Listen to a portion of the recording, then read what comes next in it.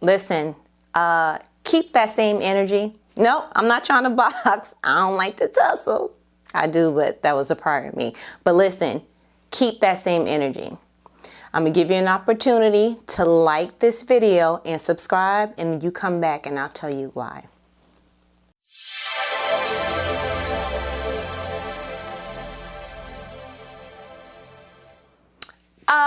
When you hear keep that same energy in the earthly streets, what do you detect that means? It means what it means, right? The same energy that you had when you was putting whatever under my comments, the same energy that you had in that email, the same energy that you had that made you bold enough to do whatever. Keep that same energy when you see me face to face. Now listen, I'm from New York, right? So I come already innate and wired with a pair of Timberlands at all times. But I'm going to put a twist on that.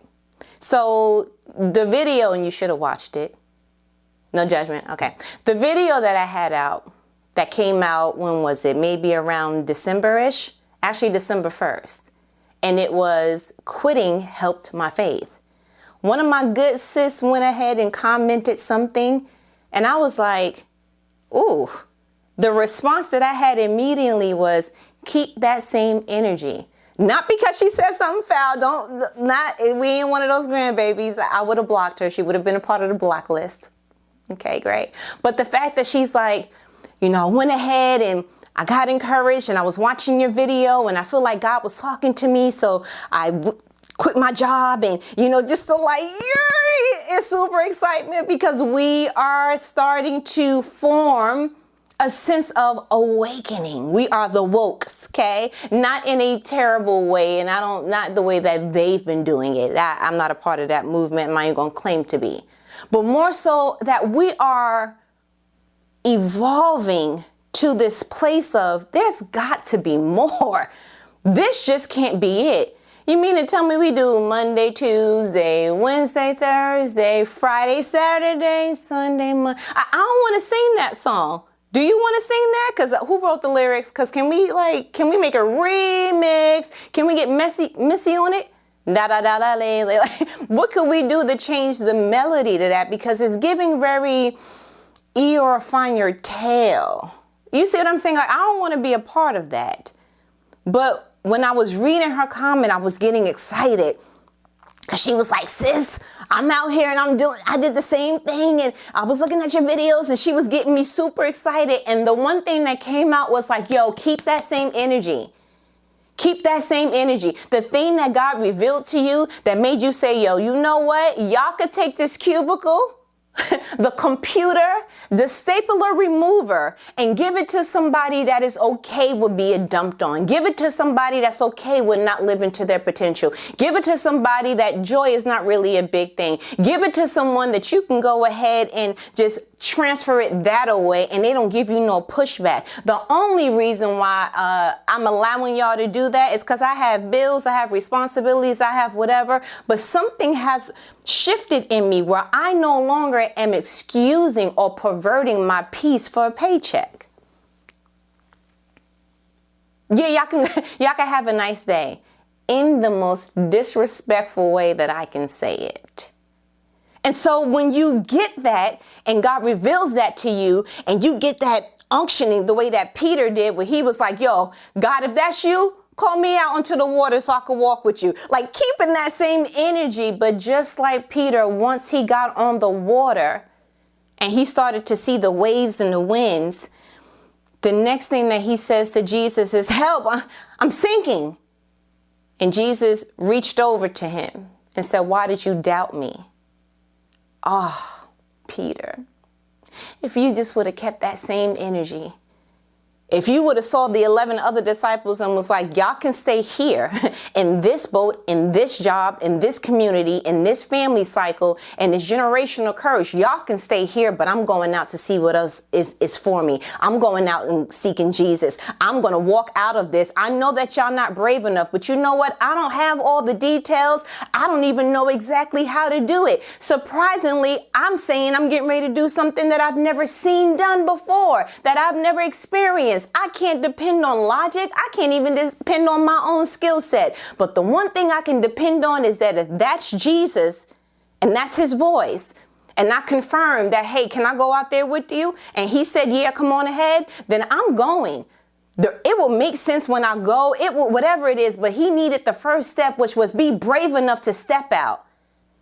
But he didn't keep that same energy once he was out. Oh, Peter, what if you saw the waves and the winds, the bills and the friends, the comments and the opinions, and was like, I could have stayed in the boat. Like one of the 11. I could have remained the same. I could have depended on the consistency of the checks.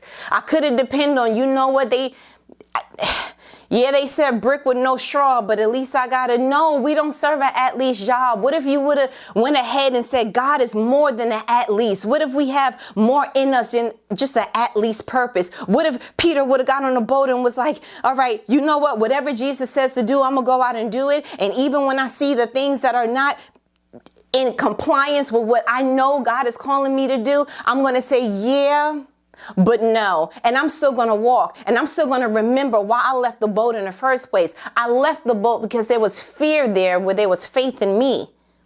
I left the boat because there was something in me that was like, what I have in me, the boat is too small. It's not enough square footage there. I feel like I hit the ceiling. There's only so much you can do with people who want to continue to roll and live like that. And so when you get on the water, Peter, remember to keep that same energy. Like literally, you're going to have to do, and I'm only saying what I lived out. Trust me, this journey to abundance that I thought that I was taking, God was like, remix. And I'm just like, I'm on the dance floor trying to keep up with the beat because like, what? What we doing, God? That's you? It's still you, sir. Like, listen, it get a little tricky, but I had to remind myself, keep that same energy. Yeah, you said he's for me. Nobody can be against me. You said that he said, listen, seek ye first the kingdom and his righteousness, and all these things will be added to you. You said, listen, he's never seen the righteous forsaken or the children begging for bread. You said, listen, in Proverbs, you told me in 3, 5, and 6 that if I trust unto you, and I submit all the things that I have and I want to do to you, that you will show me what path to take. How many more verses do I need to read to see that he's for me? How many more verses do I need to read to understand that I got a hedge of protection over me, that anything that God says is going to happen has to happen, because he is not a man that shall lie. So if he spoke it, it has to come to be, because if he spoke it and it doesn't, then that means that it was a lie, and he is not that kind of God. So I had to write down verses and stand on them. Stand on them. He is the same yesterday, today, and forever. Hebrews. Like I had to really just write it like, just in case you want to get some Christian amnesia. I need to remind you that like, no, keep it. Because the only time that it looks like something kind of goes astray a little bit is when you forget. Because Jesus didn't forget that he told him to come on the water. That's why when he reached down for Peter, he was like, bruh, why you doubt me? Me? Baby, you just saw, literally, if you read the chapter before the storm and before he walked on water, he just fed the multitude. So you know what I can do in your life. You've seen what I've done for others. You've seen that I could take a little bit and feed a lot. You've seen that it doesn't matter what you have. It matters on who you're going with. It's not what you have, it's who you're going there with. Yea, though I walk through the valley of the shadow of death, I will fear no evil, for thou art with me. Oh, so I'm not alone? Yeah, like y'all, listen.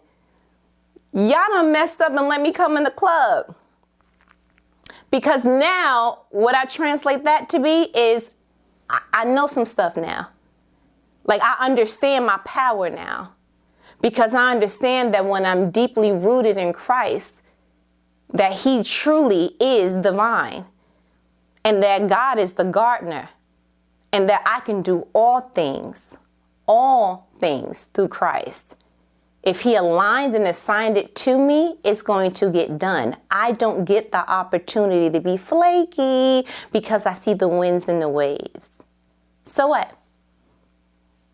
You ain't seen winds and waves before? You know what the gag is? The thing that's trying to scare you, you've seen it before. You ain't never seen bills before? You ain't never heard nobody have an opinion on something you were doing before? You never had nobody, like, come on. You understand? It's like, I would respect us more if we were getting scared by new things. Like, oh, that has four heads. You understand? Like, wait a minute. Why is the sky black and it's 2:00 in the afternoon? Something that was different. But you're going to get scared over the same things and not let God do something different in you? Oh, baby. So, keep that same energy. Keep that same energy. Remind yourself of why you left him, her, the job, the community, the house. Remind yourself why you left it in the first place. Because we'll let a little situation, a little lonely night, a little bill, a little something come in to trigger us to be like, you know what? Egypt wasn't that bad. Really?